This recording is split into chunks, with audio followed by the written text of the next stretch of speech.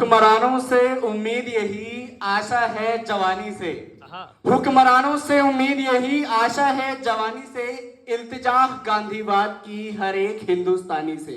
संदेश हमारा जमाने भर में हर पहर जाएगा, जम्बूद्वीप का जयघोष गगन में बेशक ठहर जाएगा। भले खून ना बहाएं सरहद पर, भले खून ना बहाएं सरहद पर, सम्मान का भाव नारियों के प्रति दिखाइए। बिना पवन ही अमर तिरंगा खुद ब खुद लहर जाएगा, खुद ब खुद ठहर जाएगा, वह खुद ब खुद लहर जाएगा। माननीय मुख्य अतिथिगण, आए सभी अतिथि, प्रधानाचार्य महोदय, सभी प्रोफेसर गण एवं यहाँ बैठे मेरे सभी भाइयों बहनों को करतव्य प्रणाम। मैं शुभम चौहान, इस कॉलेज का बीए 4th सेमेस्टर का छात्र, साथ ही साथ एक जिम्मेदार नागरिक होने के नाते आज अंतर्राष्ट्रीय महिला दिवस के इस उपलक्ष्य पर कुछ कहना चाहूंगा। देखिए, नियम कानून, भारतीय न्याय संहिता के तमाम दंडों के बारे में मैं अभी बात नहीं करूंगा, क्योंकि जब आपका पाला वकीलों से पड़ता है, इन मामलों से पड़ता है, तो खुद ब खुद आप इन सब के बारे में जान जाते हैं। दूसरी बात, इन सभी धाराओं की जानकारी होने के बाद ही केवल आपको न्याय नहीं मिल सकता। ये कैसे नहीं मिल सकता, वो मैं अभी आप सभी के सामने पेश करना चाहूंगा। उससे पहले बताना चाहता हूं कि इसी हॉल में आज से कुछ महीने पहले एक युवा सांसद का आयोजन हुआ था और मैं नेता प्रतिपक्ष बना था। उसमें मैंने 12 मिनट का एक जोरदार भाषण दिया था और मैंने महिलाओं के मुद्दे को सामने रखा था। मैं जिले में पहले स्थान पर आया था और मैं यह मानता हूं कि केवल मुझे वो पहला स्थान नहीं मिला था जो आवाज मैंने उठाई थी और जिन तथ्यों के साथ मैंने कटु शब्दों का प्रयोग किया था, उन शब्दों को वो स्थान मिला था। मैंने बताया था कि कैसे हमारे भारत के इतिहास में हम जोर जोर से बोलते हैं कि हम न्याय देंगे, लड़कियों के लिए लड़ेंगे, लेकिन जब मुद्दा हाईकोर्ट में उठता है, जब किसी लड़की के रेप की बारी आती है, तो सारी न्यायपालिकाएं पीछे हट जाती हैं। जिस लड़की का परिवार आवाज उठा रहा होता है, उसी को ब्लैकमेलिंग कॉल्स आती हैं। फिर हम कहां जाते हैं जनाब? फिर हम सभी छुप जाते हैं। जो लोग सुबह मोमबत्ती मार्च निकाल रहे होते हैं, वही शाम को उस अपराधी की तरफ से वकील हायर करते हैं, पैसे जोड़ते हैं, फोन पे कहते हैं मामला रफा दफा कर दो, भूल जाओ, बच्ची को बोलो सपना समझ के भूल जाएगी। ये सच्चाई है महोदय हमारे देश की। जब भी इस प्रकार के दिवस रखे जाते हैं, मैं वहां पर सुनने जरूर जाता हूं। मैं खुशी नहीं मनाता, ना ही मैं किसी प्रकार के भोजन का सेवन करते भी रख के आ गया हूं जो दिया था। कारण पता है क्या है? आज के दिन मैं न्यूज चैनल खोलता हूं, मैं भाषण देखता हूं और खूब हंसता हूं कि जो बड़े बड़े भाषण दिए जा रहे हैं कि इस प्रकार से न्याय मिल रहा है। चलिए हाथरस केस की बात करते हैं। दिल्ली केस तो बहुत पुराना हो गया। 2020 में महोदय, 2020 में एक 19 साल की लड़की के साथ बर्बरता से रेप हुआ था। जबान काट के फेंक दी थी उसके बलात्कारियों ने, ताकि ये बेचारी अगर जिंदा रह गई तो बयान ना दे सके। आपको पता है क्या हुआ? सुनने में लग रहा होगा शायद सूली पर चढ़ा दिया होगा, फांसी भी छोटी सजा है।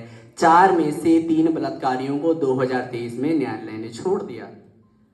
3 बलात्कारियों को छोड़ दिया। लड़की के भाई ने चीख चीख कर गला फाड़ दिया, परंतु किसी संस्थान ने उसकी नहीं सुनी। तब कहाँ गए माननीय हमारे इतने बड़े बड़े न्यायालय के बहुत सारे दंड प्रक्रियाएं?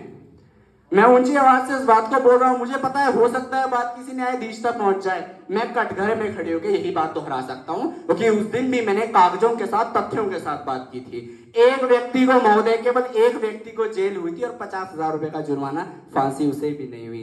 कारण सबूतों का अभाव। महोदय, जिस लड़की के साथ हमारे देश में शोषण होता है, उसे केवल मन से लड़ाई नहीं लड़ने की मेरी इज्जत लूट ली गई, उसे दूसरी लड़ाई लड़नी है। मैं सबूत इकट्ठे करती हूँ महोदय। सीसीटीवी के सामने कोई बलात्कारी बलात्कार नहीं करता। वो सबसे पहले एक तार काटेगा जहां सीसीटीवी लगा होगा कि दिखना जाए मैं क्या कर रहा हूं। आसपास के लोगों को तमंचा दिखा के भागेगा, कहीं ये देख ना ले मैं क्या कर रहा हूं। लड़की को सुनसान इलाके में ले जाएगा, कोई देख ना ले मैं क्या कर रहा हूं, और उसके बाद बोलेगा चलो बेटा बलात्कार तो मैंने आपका कर दिया, अब साबित करो मैंने आपका बलात्कार किया। क्योंकि अगर आप नहीं कर पाए तो माननीय न्यायपालिका बोलेगी बेचारे की मानहानि कर दी मुकदमा करके। अब लड़की का परिवार जिसकी बच्ची का बलात्कार हुआ है, वो मानहानि के 2-3 करोड़ रुपए भी भरेगा।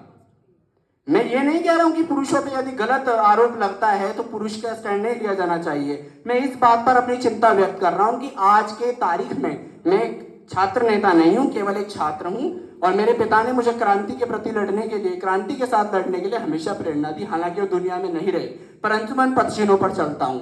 मैंने अंतरराष्ट्रीय स्तर तक डिबेट की है और मैंने कई छात्राओं से इस मुद्दे पे बात भी की है।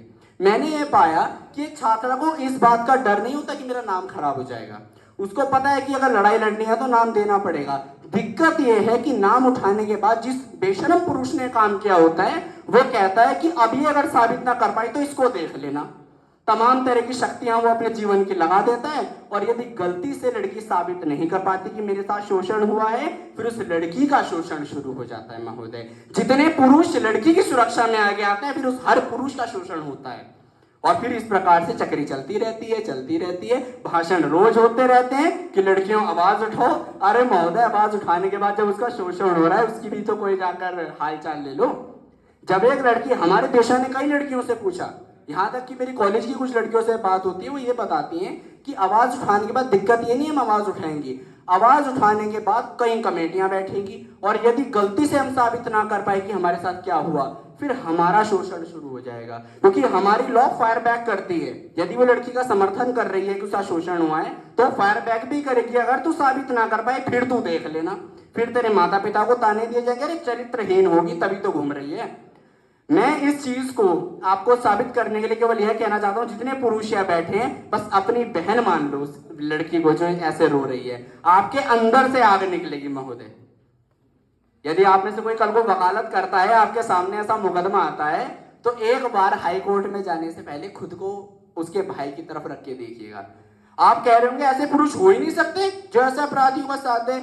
महोदय याद रखना, जिन 3 बलात्कारियों को रिहाई मिली ना 2023 में हाथरस केस में, किसी वकील ने उनकी भी लड़ाई लड़ी थी, किसी वकील ने पैसे लेके दलील दी थी अंदर जाकर कि ये तो झूठ बोल रही है, वो तो घूमने गए थे, इसको तो अपने आप चोटें लग गई। क्यों? सबूत नहीं है। सबूत नहीं है तो लड़की भी गलत, उसका परिवार भी गलत। मर गई, अरे मरना तो सबने है एक दिन, उसमें हम श्रद्धांजलि देते हैं, हम मोमबत्ती जलाते हैं, हम फूल चढ़ाते हैं, ये कह के जाते हैं बड़े बड़े वकील, बड़ी बड़ी फर्मों के मालिक। तो मैं यही कहना चाहता हूं कि जितने पुरुष यहाँ बैठे हैं, केवल लड़कियों की लड़ाई नहीं है। मैं अंतर्राष्ट्रीय महिला दिवस के उपलक्ष्य में पुरुषों को कहना चाहता हूं कि लड़कियां अपनी आवाज फिर भी रख लेंगी, पर आपने ध्यान रखना है कि यदि कोई लड़की आवाज उठा रही है तो उसको चरित्रहीन बोलने से पहले पूरा मामला समझ लीजिएगा। और ये